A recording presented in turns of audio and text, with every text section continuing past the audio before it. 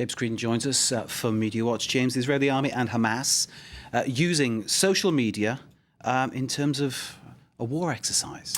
That's right. That latest of online communication tools being used by both sides to get their messages across. They're obviously trying to control that message, gain support where they can via social media, an instrument that obviously goes beyond borders and all of that. So let's take a look at some of the initial tweets that went out. The IDF, or the Israeli Defense Forces, the Israeli Army, initially declared that this offensive was going to take place via Twitter. And here was one of the first tweets they issued. We recommend that no Hamas operatives, whether low-level or senior leaders, show their faces above ground in the days ahead. So clearly, warlike language. You know, this isn't. So that's a clear threat, saying if you do that, you'll have the same fate as. That's right. The military commander that we wiped out. That's it. No pleasantries there, and a quick, rather rapid response from the Al Qassam Brigades, which is the military wing of Hamas. Our blessed hands will reach your leaders and soldiers wherever they are. You opened hell's gates on yourselves. Now, one of the first things that is to be noticed there is one is a Hebrew-speaking country, one is an Arabic-speaking country, or an Arabic-speaking enclave, and they're tweeting in English. So obviously the intended audience is perhaps yourself and myself, Mark. Yeah. And we're doing their bidding in some senses and getting that message out there. And that's, I suppose, to some extent, what they are hoping to achieve. Then you have images such as this, photoshopped, put together. Ahmed Jabari was one of the first casualties in all of this. He was the top military commander for Hamas and eliminated, right? You had videos also being uploaded on YouTube showing from a drone, an Israeli drone, how that strike actually took place. There you go. I mean, pretty incredible stuff. I mean, it's real-time war, essentially, via the internet. You also had Hamas, or Al Qassam Brigades, putting up videos of rockets being fired, which allegedly, it seems, reached Tel Aviv. So this is extraordinary stuff.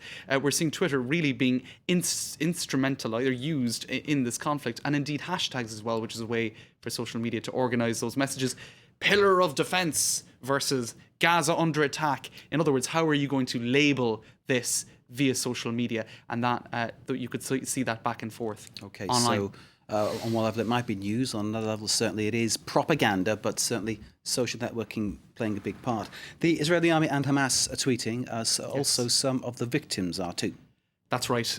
Take a look at this photo, Mark. You've more than likely seen it already. This is a BBC Arabic picture editor by the name of Jihad Mishrawi, cameraman for the Middle East bureau chief for the BBC, Paul Danaher. Now that was his 11-month-old who passed away now these photos were all over the British media. That was top of the HuffingtonPost.co.uk website today. Just confirm the child there killed during an Israeli airstrike. That's right. And what I thought was quite extraordinary about this is you had the BBC Middle East bureau chief who knew this family, knew all about this, and he tweeted these photos. That's a photo of the 11-month-old Omar Mishrawi. Oh, this is so sad, isn't it? It is very sad. And what I thought was very interesting, this is the house where the strike took place, and this is the room where that rocket pierced, and indeed the 11-month-old died in there, as well as, I think, his the journalist's sister-in-law. So what I think is very interesting here is you've got a mixture of mélange de genre, as the French say, where he's the Middle East bureau chief, but he knows his cameraman, who was the picture editor, who lost his child. So obviously there's a personal element to the story which came through in these tweets, which he obviously chose to share these pictures. So a very bizarre story, a real life tragedy which kind of pierced through the PR and the communications that was happening via Hamas's tweets and via the Israeli Defense Forces tweets. And I just thought, what are you going to pay more attention to? A real story, a real human drama and tragedy, or PR on one side or the other? And this is, I suppose, the result of what's going on right now. And of course, we see there the social media being used and manipulated in all senses there completely. But clearly, the image of that man holding his dead child, completely heartbreaking. And our thoughts go out to him and the other victims, of course, because essentially the war can be a political thing, but people get hurt, and that's the horrible thing about it all, isn't it?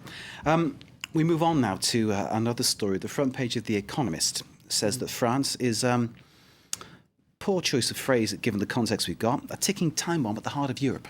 That's right. A lot of comment on this front page today, Mark. The time bomb at the heart of Europe, and they have a load of baguettes tied up in a French flag, or even a Hollande flag, a Dutch flag. Hollande, were they trying to get at something there? Because that's funny, the French flag quite funny. sideways.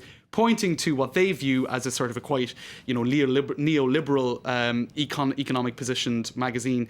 The delay in crucial reforms, Hollande and Mr. Ayrault, the Prime Minister, not being courageous enough not in terms of the reforms necessary. Just a quick look at two other front pages we've had this year that have been quite negative about France. The rather dangerous Monsieur Hollande, that was in April, and France in denial, that was back in March. So there you go. They don't like France's economic position, it seems, or its approach to cutting debt, etc. James Creedon, as ever, thank you very much indeed. James Creedon with Media Watch. Thanks, Mark.